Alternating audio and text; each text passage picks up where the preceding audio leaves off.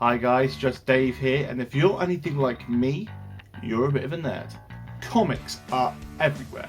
It started around when Spider-Man came out in the cinema. I think that was the re-emergence of comics, certainly comic book movies, because that movie made money, in lack of better words. So I have liked comics since I was a kid. I remember collecting the Jackie Chan Adventures. Remember that comic where you used to get the little talismans? And I absolutely adored it. And since I've got a little older, a little wiser, and I've got my own money and things, I've basically been able to afford all the things I couldn't get as a kid. So I've been buying comic books for absolute years. I've been buying now figures for years. You know, comics and the actual medium is such a part of pop culture now. If I went up to a very, very pretty girl many years ago and was talking about Spider-Man, she'd just think I was an absolute nerd. But now she's in love with Tom Holland. But today we're talking about the top 5 characters in comics, in my opinion. In at number 5 is the Joker. I love the Joker. I love every incarnation of the Joker. Heath Ledger's Joker was possibly my favourite. That's why I've got a tattoo on my leg of the guy. His first appearance in comics went all the way back to the 25th of April 1940. So this guy is older than a lot of people. And obviously throughout time he's been played by, most famously, I would say, Heath Ledger. But he's been played by Mark Hamill. He's been played by Nicholson. Very recently he's played by Joaquin Phoenix, which he obviously won the Oscar for. But for me, the character of the Joker is the embodiment of evil. There's nothing you can do to that character which is going to make him stop. You could lock him up, but what's the point? He's going to break out. And Batman can't kill him because he breaks his own rules. So it's like a paradox, and it is absolutely phenomenal to read, and it's phenomenal to watch. So for that reason, Joker has to be my number 5. I think he's the only villain on this list. So, but when you think of comic book characters, he literally is the living embodiment of one. He looks like a comic book character. So for that reason, number 5. In at number 4, guys, is Wolverine. I know Wolverine got the big screen treatment, and Hugh Jackman played it for like 17 years, and I'm not gonna lie, those movies are some of my favourite comic book movies anyway. But the actual character of Wolverine in the comics is so much more. He's got so much depth. There's a lot going on to him, which you can't necessarily portray on screen. So I remember reading, obviously, all the old X-Men comics, and he was, this short dude in that yellow spandex, and I can appreciate it hasn't changed too much in the comics in the last couple of years, but we have now got some mature Wolverine stories. So I don't know if you've ever read Old Man Logan. If you haven't read Old Man Logan, please check it out. It's a phenomenal comic book. I think it was done by Mark Millar, if I'm not mistaken, from Kingsman fame. So that's a good comic book to read. Iconic. You look at him, and he's got the claws, he's got the adamantium. If you think of the X-Men, the first thing you think about is Wolverine. So for that reason, he's in at number 4. In at number 3, guys, is my personal favourite X-Men. It is Gambit, better known as Remy LeBeau. Gambit, I absolutely love. He oozes charisma, he oozes charm.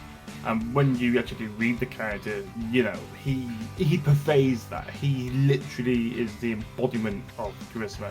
So Gambit first appeared in Uncanny X-Men Annual 14 in July 1990, so only 3 years before I was actually born. And I do have that comic somewhere in my collection. I haven't read it, but it's there, and it cost me about £30. But piece of comic goodness, from my opinion. So I think with Gambit, the reason I like him so much is because there is a lot of depth there. He is the good guy, but he also has the allegiance to. He's got the allegiance to the thieves guild, and like the spies. And there's a lot of him sort of fighting with that goodness inside him. So for that reason, I think Gambit is number 3.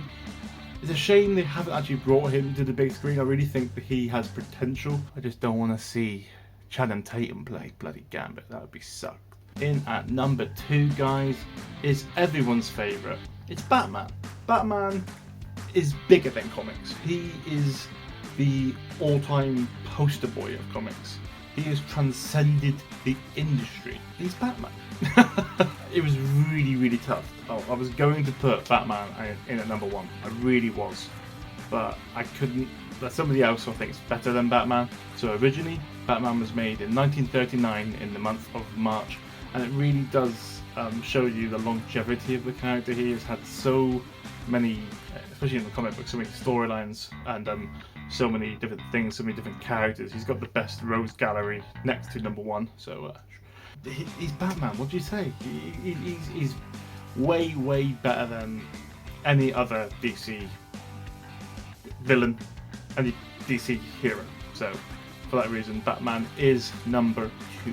So honourable mentions, guys, will be people like Professor X, Magneto, Superman, although Superman absolutely sucks. I could say Lex Luthor, I could say Star-Lord, I could say Black Panther, I could say Iron Man. There's too many characters, so getting it down to 5, in my opinion, is so difficult. In at number 1 is my personal favourite. It is Spider-Man. So the reason I love Spider-Man so much is he's very distinctive. He's got that beautiful suit, the red and the blue. Occasionally you get some black in there or some silver. It does depend on the artist or the movie you are watching. There is actual real life peril to that character. I remember reading an old Spider-Man where he had to either save I think a bank from being robbed because the Green Goblin was going to rob it, or he had to get medicine to Aunt May if he was having a heart attack.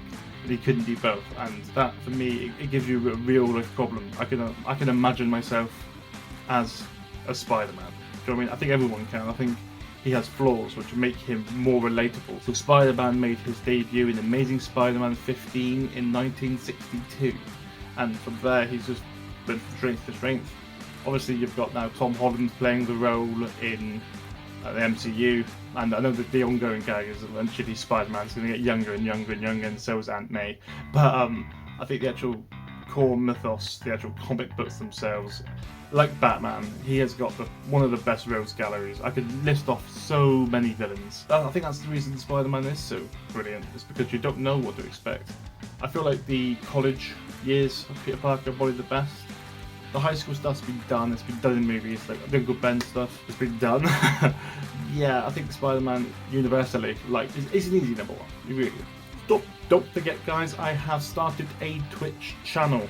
If you want to watch me play some video games, usually it's Minecraft or it is Star Wars Battlefront 2, but I have some other games which I have streamed from time to time. Make sure you check out the link in the description below. It is Dodgy Beard Dave on Twitch. I hope to see you there. And yeah, let's have a laugh. Let's play some games. So who would you put at number 1, guys? I got a feeling most people would probably put Batman, but there you go. I've been Just Dave. Make sure you hit that like button, guys. Make sure you subscribe. Make sure you hit that notification bell. I will see you next time. Please stay safe, and more importantly, stay awesome.